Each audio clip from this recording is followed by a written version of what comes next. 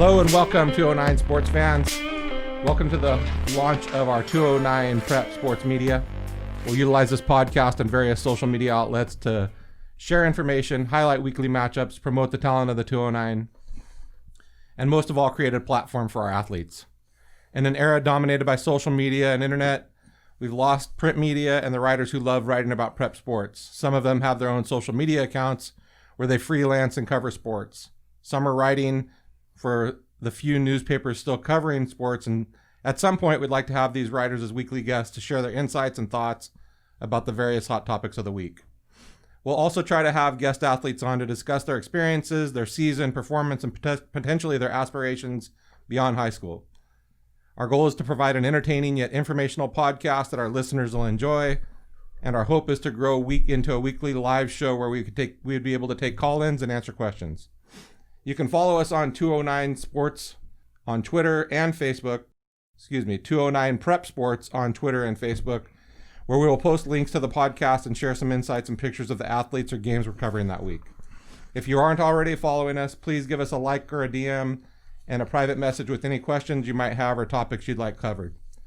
Slight disclaimer, we're a tiny show trying to cover a lot of schools and athletes. On a given week, this may be one school or athlete or multiple schools or athletes. Unfortunately, when you run with a limited budget, someone may be unintentionally left out, but we'll do our best to recognize them at some point. At this point, I'd like to introduce myself. My name is Chris Herrera. I am currently the varsity football coach at Linden High School and the varsity baseball coach at Linden High School. I went to Linden High, went to Delta College and played baseball, where I then advanced to Cal Poly San Luis Obispo, playing baseball there as well. My partners in crime here will be Grant Winters and Scott Bryant, and at this point, I'd like to introduce Grant. Yeah, my name is Grant Winters. I too went to Linden. I graduated in 2015. I played three sports here: football, basketball, and baseball.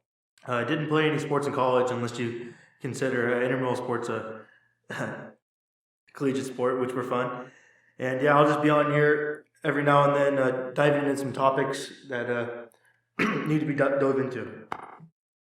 And to Grant's direct right on your radio dial will be Scott Bryant. Yeah, thanks, Chris. As you mentioned, Scott Bryant, I was a three sport athlete, if you want to call me that, in high school. I participated in three sports. Anyway, I went on to play college football at the junior college and then also at the 4-year level as well. After that, I got into coaching, coach football, coach wrestling, a little bit of baseball, but my passion was wrestling, and really dove deep into that for quite a while and learned the landscape throughout the state of California. I also spent a considerable amount of time as a football official within the CIF section as well. So right now, I would consider myself more of a fan of prep sports. I really enjoy watching and talking about prep sports and look forward to where we're going to go with the show and the discussions that we're going to have.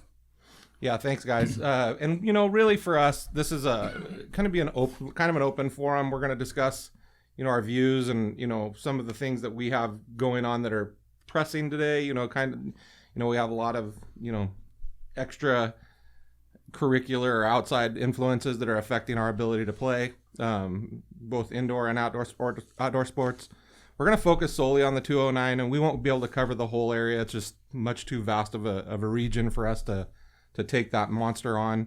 We'll cover down to about Ceres or so, north to about Galt, and then to the west we'll go about as far as Tracy, and to the east we'll go about as far as Sonora. So that'll give everybody kind of just a general idea. Not that we won't expand our boundaries at some point, but really we're just going to try to focus on those. I guess when we started this, and you guys could kind of chime in too, we really talked about the reason we wanted to do it, so, and I thought, one of the biggest reasons is that it's, not only just underserviced, I think it's an area that is laden with talent. Yeah, there's no question. I think here in the Central Valley, the area that we're going to cover, and, it used to be that there were only certain sports that you'd see athletes come out and, make it to the next level. But I think we're starting to see athletes pop up out of so many different sports that are offered here in the CIF. And it's really kind of great to see how things are expanding and how we're getting to see kids go from the high school level to the next level. And I think really that's going to be a large portion of the content that we want to discuss on this podcast is the transition of our local athletes that do well in high school. We want to highlight them, of course, but we also want to follow the athletes that make it from the high school level to the 4-year level. And fortunately, we've got some pretty big names that have made it to the pro level. And so I think that content's really going to be driven by the feedback that we get from the athletes that are contacting us, and we'll share the contact information a couple of times throughout this podcast. But reach out to us. Let us know what's going on at your school. Let us know what's going on with you. If you're committing to a 4-year school, we'd love to hear about it. We'd love to hear about the process. We'd love to hear about the sport, what it took for you to get to that point, because if you do move on beyond high school, you've put in a considerable amount of work, and we want to highlight that. We want to share that so that other athletes that are at the younger levels that are coming up, they can kind of follow you and what you've done. And so we really want to expand that conversation and would love to have that input, because that's the direction that we want to go with this podcast.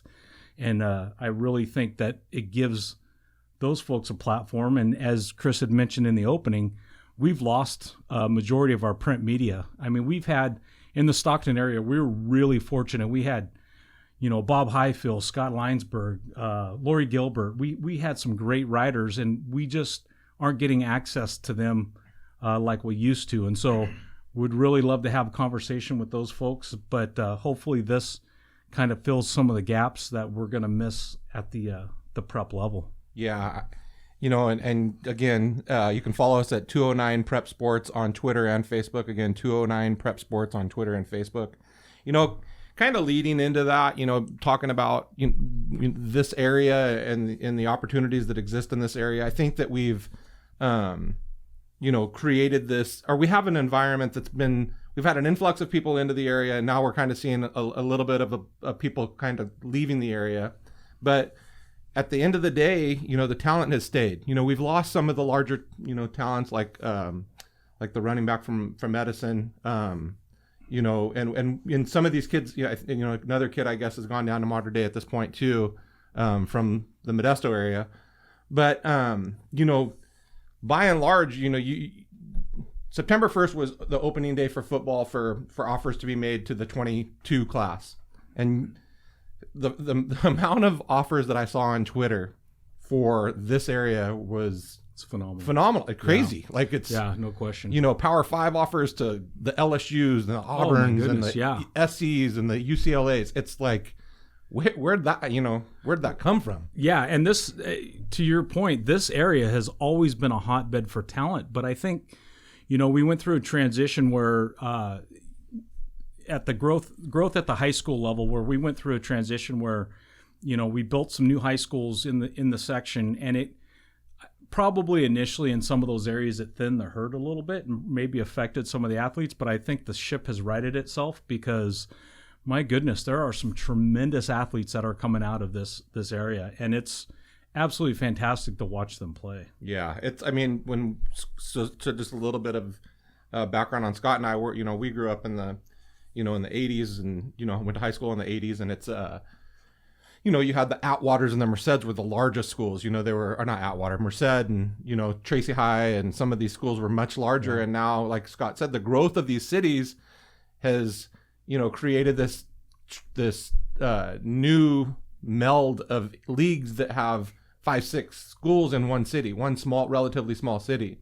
So you don't have like a huge influx of talent in one particular school. So now you're seeing that talent kind of spread out a little bit. But I think, and it's been said, iron sharpens iron. You have better teams, collectively playing each other, and so now you have talent that's spread amongst a bunch of teams rather than one or two powerhouses. Yeah, for sure. And, we're seeing new high schools built, we're losing touch with the small high school atmosphere that a lot of us fell in love with or grew up with, because they're not building small high schools anymore. They're building high schools that are for 1,500, 2,000 students and above. And so we're not seeing the Lindens, the Escalons, the Rippons. They're not building high schools like that anymore. They're the bigger ones. But I think that's a good thing in some aspects because it really does provide more opportunities for these athletes. But like you said, you and I have come from another generation, and it's what's nice about having Grant here. We can get a perspective of kind of more of what the environment is like now. And Grant, when you went through high school and you went through Linden High School and you played the three sports, I mean, well, maybe kind of what was that experience like for you? Kind of a more recent experience.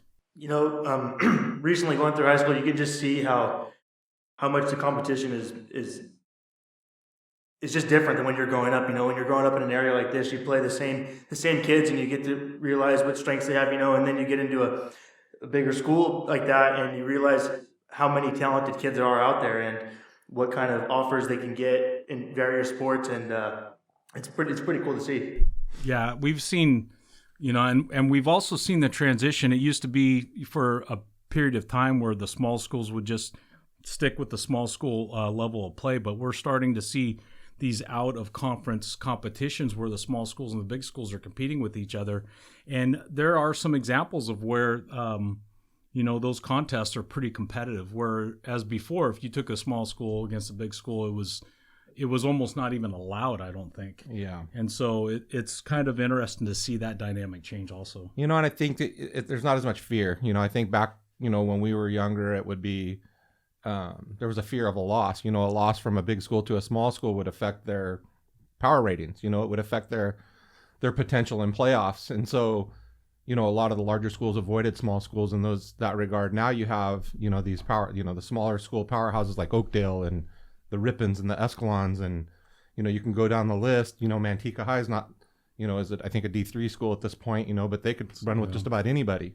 So I guess, at this point, we should probably talk about the hot button topics of what we're dealing with now. The COVID restrictions. Right now, a lot of the sports are being affected as far as their ability to condition and prepare for the seasons. With we've had ridiculous heat for the last 3 weeks, and now we have air quality that's amongst the worst in the Western Hemisphere. Yeah. So I think that's probably where we'd like to start. We could probably start with COVID, and how that's affecting things. And so, and Scott, I know you've done a lot of research on the scheduling and how this is going to play out. Yeah, it's going to be interesting because this is the first time anything like this, I believe, has ever happened. And, maybe there's some coaches that can provide some retrospect on that. But I think we're going through a time that nobody's ever experienced. In my lifetime, I've never even heard of a fall sport getting shifted all the way to midwinter and into the spring. It doesn't make sense to me. But if this is what's got to happen in order for us to still have these sports, then that's what's got to happen. And political opinions aside, it's just this is the hand we've been dealt, and this is we've got to go with it, and hopefully it provides some great opportunities. Hopefully the athletes are using the time that they're not competing with right now that would normally compete in. And in the fall, we're talking about football, we're talking about volleyball, we're talking about it used to be soccer. I don't know if there's men's and women's soccer here anymore. I'm removed from that, but cross country is another one. So we're going to see these cross country runners that have always had the benefit of running in decent weather are now going to be running in some really bad climates probably. So it'll be interesting to see how they handle that. But, the schedule was released by the CIF Sac-Joaquin section in early August. And basically what they outlined was kind of the parameters of the season, whether it's from practice all the way through the final game schedule. But they've done away with the preseason dead period for the most part. We're going to see the starting dates for where they can actually have organized practice. Although I think we've also seen some organized conditioning for different sports, which in the CIF eyes is fine. But the practices that are going to be allowed to begin for cross country is December 7th. For girls and boys soccer at the D7 level, is December 14th. Girls and boys water polo, girls and boys volleyball, badminton and football. Or I'm sorry, badminton will be December 14th, and then football gets to start on December 7th. And so with that, there's more dates that outline what can occur, like first scrimmage, first point of contact, those types of things. And you can find those on the CIF website if you haven't already looked into them. But, you know, they pretty much outline for everything. It's going to be interesting to me when you look at the schedule. I think the one thing that's going to be the most interesting are the multi-sport athletes and how they handle that, because there's going to be more crossover now than there ever has been in terms of the scheduling. So you always had the football player that was an outstanding basketball player, but because of his football team with the playoffs, he would miss part of the preseason or the early season stuff before he went into the basketball season. So it's going to be interesting to see how these seasons are now folding over on top of each other, how that's going to get handled by these multi-sport athletes. Yeah, the dynamics of this new schedule are going to be crazy, and it's going to be fluid. I mean, we're going to have to understand that, you know, this is a time that, you know, plans are being made for January, you know, December, January, and we're only in September, you know, with no real kind of light at the end of the tunnel as to when our county is going to even open up to these competitions. So, yeah, you know, as far as we go for football, you know, we're conditioning, you know, like I mentioned earlier, with the heat index being the way it was. So once we get to a certain temperature, it kind of shuts us down. And now with this air quality, it's shut us down quite a bit. But, you know, with football being a contact sport, they allow us to be outside, practicing social distancing 6 feet apart. You know, we take temperatures of every player as they come in. We ask them, you know, have they been around anybody do they have any illness, any sickness symptoms?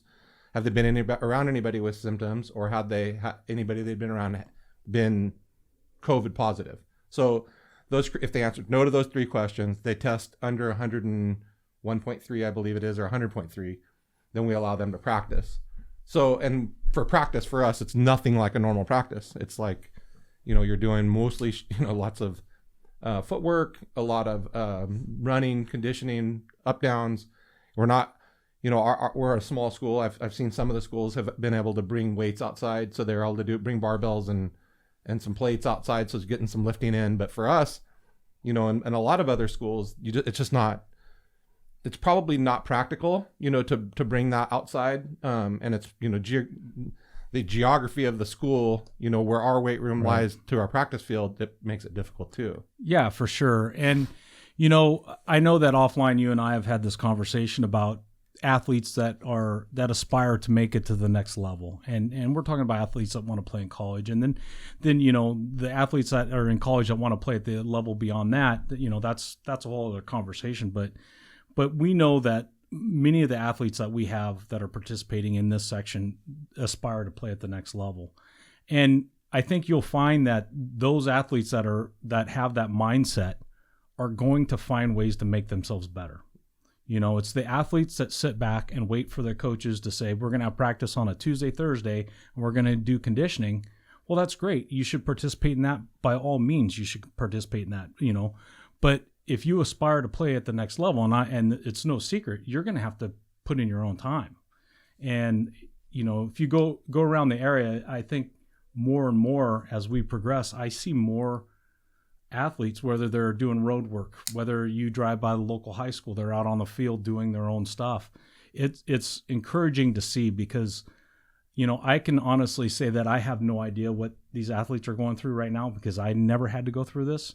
But I know it's very, very difficult. And I applaud them I applaud the athletes for getting it done, really. Yeah, I mean, even in our lifetime, I mean, it's, you know, I'm approaching 50 years old. Like, you know, you have some big, you know, things that have happened in our, you know, 9/11. You had the space shuttle exploding, but nothing like the 7-month-long pandemic, you know, that's restricting not only the competitions for athletes, but even getting them back in school. I mean, even, you know, they can't, you know, be able to get to an open gym. You know, now, I actually saw something on Facebook yesterday or the day before that one of the In Shapes has put a bunch of tents outside in the parking lot and moved all their weights outside. So that maybe that's an opportunity. I don't know which gym. I didn't see what the area was, but, you know, kind of, getting back to why I think we've had this explosion of athletes in this area is I think that there's been a focus on the things you talked about. A lot of things being done outside of high school. Outside of your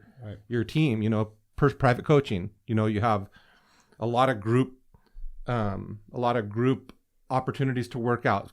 For instance, you go to Elevate 209 has, when before the pandemic, they were having a lot of different classes for prep athletes, and positions or sport specific, softball, have a softball workout. I know John Combs is down in Tracy. Yeah. H for S athletics. Yeah. John's done a phenomenal job with a bunch of softball girls, also with, even your daughter, Brooke and Mia, one's a track athlete and, one's an women's ice hockey athlete. And so, and he taught them to their specific sport. He worked with those types of things. Les Bonsu down in Modesto.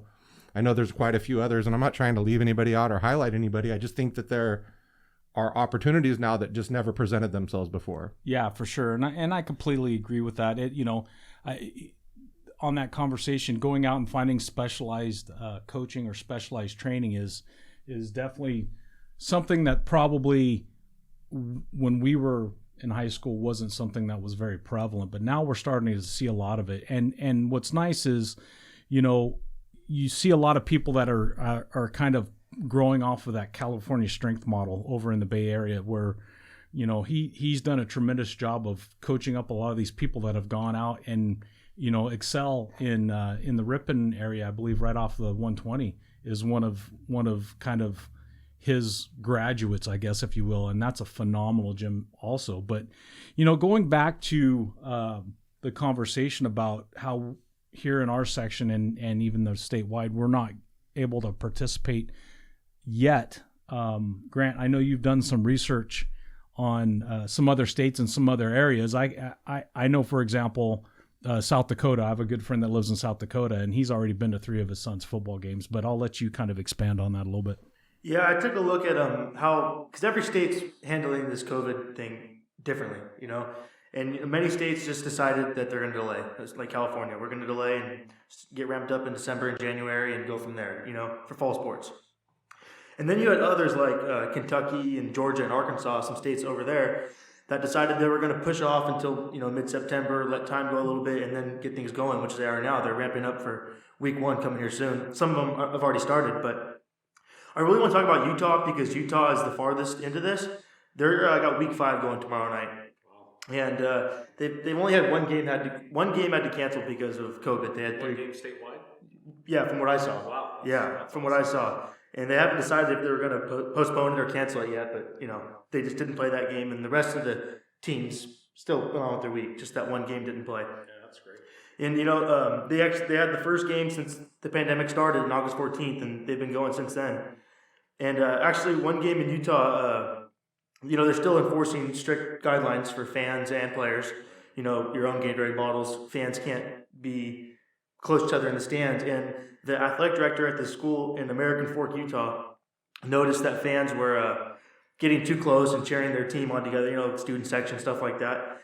And they didn't have their masks on. And the AD walked out on the field, paused the game, and said the game wouldn't proceed until they adhere to guidelines, So it was probably a tough decision for him to do, but those are things you have to do if you want, sports to come back for now. Yeah, agreed.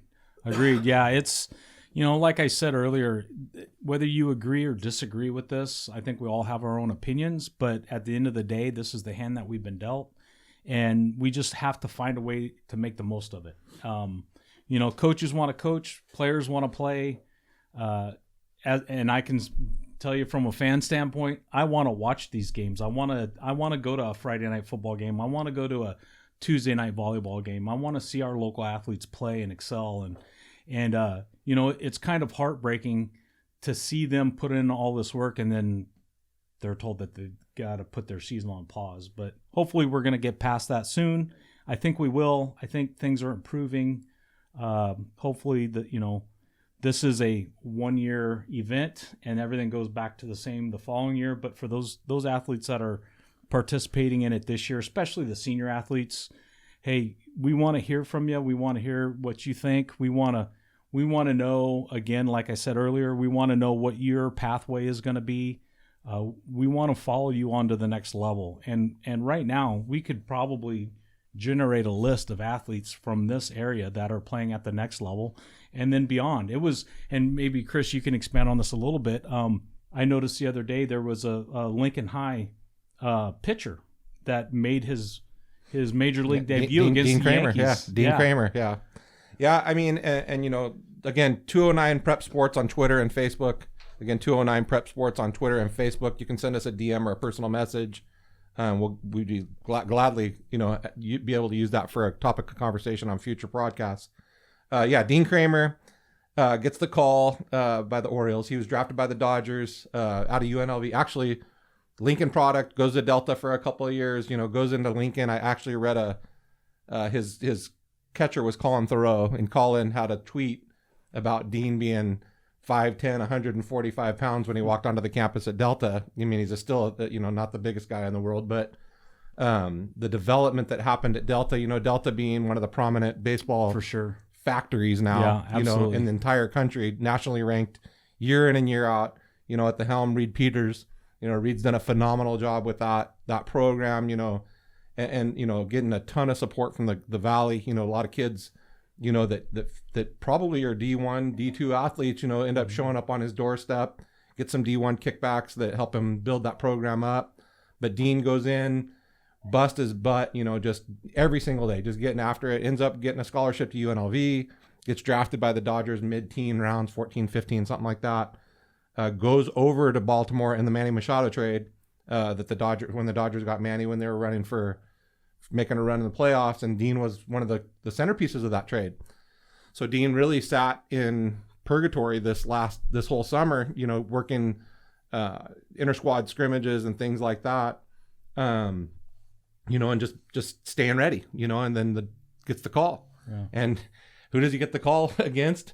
Nothing but the damn Yankees, And the crazy piece is that, it would have been even crazier had Aaron not been hurt, Judge. Yeah, that would have been awesome. That would have made a great story for sure. I'm sure they grow up playing together, or against each other. And, so Dean goes out and just absolutely dominates. Had a great game. Yeah. Had a great game. I think he strikes out 7 or 8, goes 6 innings, 1 run, 1 earned run, no walks, and really probably, lays the foundation for an opportunity next year. And to finish out the year, the Orioles are kind of the darlings of the American League this year. Nobody thought they would even be competitive. And they're kind of right there for a wild card spot. But Dean is, one of those guys, Aaron Judge, one of those guys, Brandon Cook. You can go down the list of, there's a myriad. I mean, and then we don't even talking about the off the center sports like MMA, the Diaz brothers. Oh my goodness, yeah, the Diaz brothers.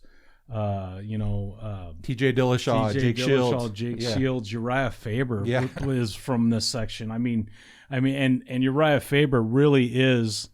He's the trailblazer for the lightweight divisions in the UFC. I mean, I know firsthand that guy put in the work. I mean, he paved the way for a TJ Dillashaw, for Cody Garbrandt. That's great. The other thing too, and I don't mean to switch gears on you too quickly, you brought this up. One of the things that I think we really have here in our area as a resource are the coaches. We've got some tremendous coaches, but I kind of want to focus on Delta for a few seconds because you brought up Reed Peters. I mean, that guy has built, hands down, maybe the greatest JC program in the country right now. I mean, he's taken some raw talent and turned out some Major League Baseball players out of that program. And Delta has a great facility for baseball. It just, if you're even contemplating going to Delta, the answer is yes. I mean, if you can play for that school, that's, to me, if you're not going to go directly to a 4-year, Delta's the best place you can end up. That's my opinion. I'm not taking anything away from MJC. They have a tremendous program as well. But they're great. Another coach at Delta College that I think is fantastic is the football coach, Gary Barlow.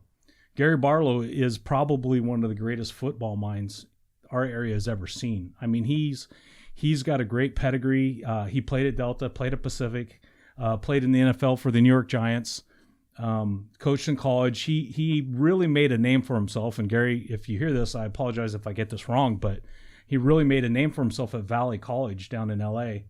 where he was turning out basically the number one offense in the nation year in and year out.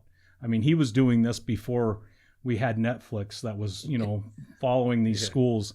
And then another fall sport where I think Delta really has it together and has a tremendous coach, and her record speaks for itself, is Molly Mordaunt, which I think it's Molly Hummel now.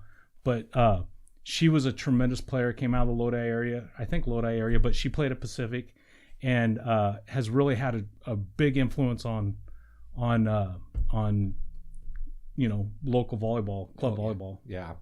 So yeah, I mean, it's Delta's a hidden gem. I mean, we get a lot of kids that, I'm not going to JC, I'm D1, I'm this, I'm that.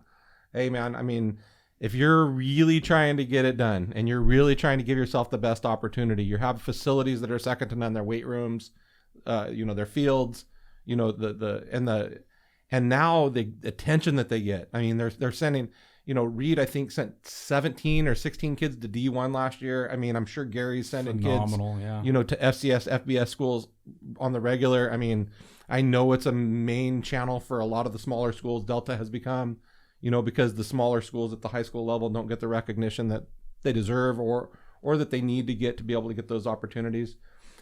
Grant, let me kind of get back to what you were talking about with the state of Utah. So when I saw a graph the other day, that they had their spike in cases amongst the state about July 25th. Can you kind of give us an idea since football started? Have you seen that graph, or do you have a general idea? Okay. The way I remember seeing the graph is we saw the bell curve. So the top of the bell was January or July 25th. Right. And now we're, September 10th, and we're down it's at the bottom of the curve. It's almost pre-COVID numbers type. That's probably a slight exaggeration, but it's not the spike that everybody expected. So you, Grant, having done your homework and gone through these other states, now there's been another 10 or 20 or so that have opened up since Utah started 5 weeks ago. Yeah, about 10 schools have started since last week, and more are starting this week. Not schools, states. Yeah. More are starting this week. But actually, when you look into states, some, like Texas, for example, every section, every league is different. Just because one league is starting this Friday doesn't mean the other one is. They're all doing it by area and just seeing how, maybe some areas are more populated and they have more cases. So they're really taking it week by week and making the right decisions to make sure they can do this without having to cancel. Yeah, and I think that's what we're going to see in California. If we're being honest with ourselves, we're just going to have. I mean, we're already seeing it. San Diego County opened a couple weeks ago to some open dining, and the restrictions or regulations started to loosen a little bit. Now we've had Santa Cruz and Santa Clara and a couple of these northern. Well, prior to this fire, we're going to be able to open, and so I think it's going to be fluid. I think we're going to have. Some, and we're seeing it at the pro level. I mean, you had the Cardinals and the Marlins basically have to cancel 10 or 15 or postpone 10 or 15 games, and now are playing doubleheaders to make up for it because of the COVID cases that were contracted throughout those organizations. So I would expect that, some hotbed counties are going to have some struggles initially, if we don't get out of the woods sooner rather than later. But again, this is about the kids. I mean, if we really want this, and we really want, and look, I'll go back and say it. I'm a coach. In my heart, I'm a coach. The kids are what matter. And so all this politics and all these other things that go along with it, and I get it. Like, it's dangerous, but for this demographic, I think there's a lot more danger that lurks. Should they not play or don't have those outlets rather That's than right. Yeah, for sure. We've taken away an outlet that has always been a staple of our communities, and we've pretty much just taken it away from them, and now they're stuck with, what do I do now? And so it's going to be so refreshing that we bring it back. We let them participate in their given sport and do what they love to do, and I think that's going to have some tremendous positive effects on everyone. Yeah. I guess, we look back and think about all the stuff you look forward to. I mean, and it's football, volleyball, baseball, it's Americana. I mean, it's as American as apple pie. I mean, and now and we talk about the necessity of having these sports, and it's, people are saying, oh, it's just football, or it's just volleyball, or it's just cross country, or it's just whatever. No, it's not just that. It's that's some of their best friends. For some of these kids, it's their family. I mean, it's their only family that they have. Yeah. For some of these kids, but those 3 hours or however long that they're with that group may be the only type of attention or affection they get from anybody. You know, I mean, Right. you know, anybody that really truly cares about them in their life, that may be the only one. Some of them, you know, with not going to school, you know, that may be the only meals that the only real meal that they get throughout the day is the school lunch or the school breakfast. That's right. That's right. It's going to be refreshing to get things back to normal. I think we all can agree that, you know, I think we're headed that direction. I think we'll get there, hopefully sooner than later. But I definitely agree with you. It's the kids that I think are being affected in the worst way on this. Yeah. So I guess, you know, at this point, we kind of, you know, again, 209 Prep Sports on Twitter and Facebook, 209 Prep Sports on Twitter and Facebook. Let's try to say that 3 times in a row. What was that? 209 Prep Sports on Twitter and Facebook. So yeah, I think at this point we'll kind of sign off for the day. It's a good intro to what we're trying to, what we want. We just really want everybody to understand what our goal is. You know, it's going to be a little bit light. You know, we're going to have some fun with it. You know, we want to get some kids some recognition, coaches some recognition, programs some recognition, you know, and really try to elevate our league in a way that, you know, or not our league, our area in a way that, you know, presents what we are truly about. I think we're very underserved. I think we have a ton of talent. This area, I mean, we didn't even touch on some of the, you know, the athletes that have come through here. We touch on a few of them, but really, you know, I think that's going to be, you know, where we go in the future. So, you know, at this point, I mean, Grant, you have anything you want to close with? Are you pretty good on this, or? No, yeah, pretty good. Just looking forward to what can come out of this, you know? And Scott? Yeah, I think really the biggest thing for us is going to be to hear from people that are listening to this podcast. We really are going to drive this in the direction that people want to hear. So if, you know, maybe we didn't talk about your sport and you've got some information on it, please share it with us. You know, our vision is only going to be as wide as the feedback that we get. So we want to hear everything you have to say, good, bad, and indifferent. We want to make this your podcast and make it as good as we possibly can. Yes, sir. You know, I think we didn't even touch on, you know, rodeo and trap shooting and, you know, I mean, fish. I think they do bass fishing tournaments and stuff now. There's pretty soon there's going to be cornhole, high school cornhole. Yeah, they're real. And I That's think growing. Hey, you know, another part before we check out of this is esports. There's been a lot of huge colleges are now scholarships being given to kids to play video games. Yeah, GCU is one that I heard of the other day. That in fact I'm friends and if he's listening to this, I'm friends with somebody who sent his son to GCU to participate in esports. I'd never even heard of that. The wildness of 2020. We thought, you know, we'd seen it all, and we pretty much have now at this point. So we'll sign off at this point. We look forward to hearing from or being out in front of everybody again next week. Again, 209 Prep Sports on Twitter and Facebook. Have a great day, everybody. Goodbye.